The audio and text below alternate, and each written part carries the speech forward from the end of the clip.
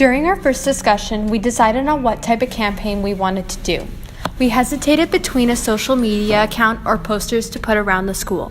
We decided on posters because we thought it would be an effective message that the whole school could see and be impacted by. We decided on making multiple posters to display around the walls. We also shared our sources and discussed how they contributed to answering our question.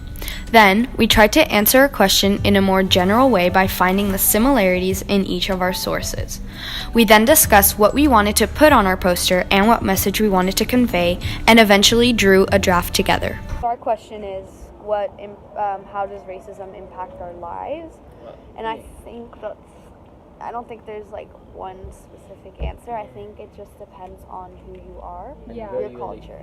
Yeah. And where you live. Yeah, and where you live. Yeah, because like in Canada and a lot of good countries, they don't discriminate you. Like. Yeah, and there's still discrimination in Canada still. Yeah, but not a lot. I think there's going to be one right answer.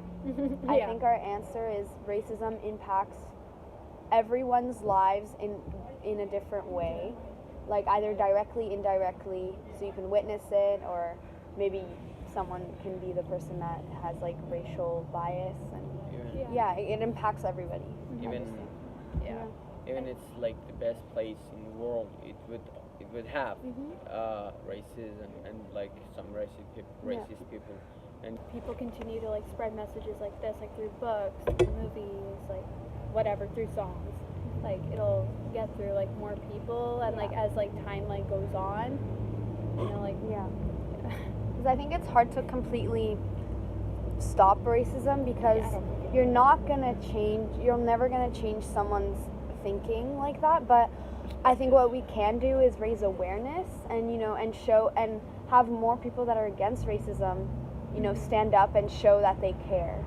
Like that's people that aren't about one of my so we were thinking to do for the poster then, so you said like a good scenario and a bad scenario, and then our slogan should be then what's your choice, or something like make like your choice, something simple but that will impact, and the image will speak for itself. So we're all now what would be the good scenario? I was thinking like we could have like the same scenario, but like it could be like you can either make a good choice to make it better or a bad choice, and you can see like the contrasts in the two. American author Harper Lee wrote the novel To Kill a Mockingbird to share a fictional story of how racism impacts an individual or multiple individuals. A white lawyer, Atticus Finch, defends a black man, Tom Robinson, who's accused of a crime he didn't commit. The community of Maycomb strongly against Atticus defending Robinson, but Atticus continues to fight for Tom's innocence despite the hatred expressed by the town folks. During the trial, Atticus fights for Tom to the best of his abilities, but the trial ends with Robinson convicted guilty because of the all-white jury. People such as Scout, Jem, Atticus, Calpurnia, and Miss Maudie feel great sympathy for Robinson and his family. Racism impacts Robinson to lose hope, which leads him to attempt escaping prison and later on be shot to death. Harper Lee expresses to the reader that anyone can be affected by racism, or even the minority who aren't directly affected. It's up to the individual to handle it in a mature and kind way instead of feeding into the negativity. I had a great interview with my mom about how racism impacts our lives. Because she is an immigrant and also a Muslim, she is from Middle East country named Iran, and okay, at first I asked her about racism in Canada, and without any doubt she said that she has never been discriminated in Canada ever. Then I asked her about what the world think about Muslims, and she said anybody who has the complete detail about Islamic rules think it's not a bad thing, but a lot of people don't know about it, then so they don't like it. And some fake terrorists like ISIS just use the name of Muslim, but they don't do anything right. These groups make people that don't know about Islam confused and scared of Islam. Then I asked her about about some Islamic countries, and she said they just think Islam is the best culture, but we should always respect what other people believe in. I learned a lot of things, but mostly she answered my question that in the world there are a lot of countries and places who just people believe and accept their own cultures, but there are also some countries who a person is free to have any culture. In some don't have freedom to express their cultures. In the book of Anne Frank, The Diary of a Young Girl, written by Anne Frank, a young Jewish girl is given a diary for her 13th birthday, in which she uses as comfort during all her life struggles. She hides away in an annex with her family and another Jewish family called the Van Dans during World War II in Amsterdam, to escape persecution from the Nazis. The Franks are obliged to live in a confined space with very limited access to resources and privacy for 2 years. Anne realizes how grateful she is for everyday things in life people take for granted. The refugees depend on a little radio and their helpers to have access to the outside world. After hiding away for 25 months, the families were captured by the Gestapo and everyone was sent to concentration camps.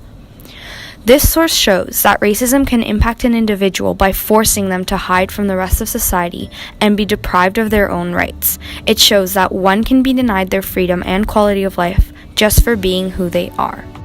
Novel The New Jim Crow, written by Michelle Alexander. Alexander says the American justice system uses the war on drugs as a means to target the African American populace and imprison them.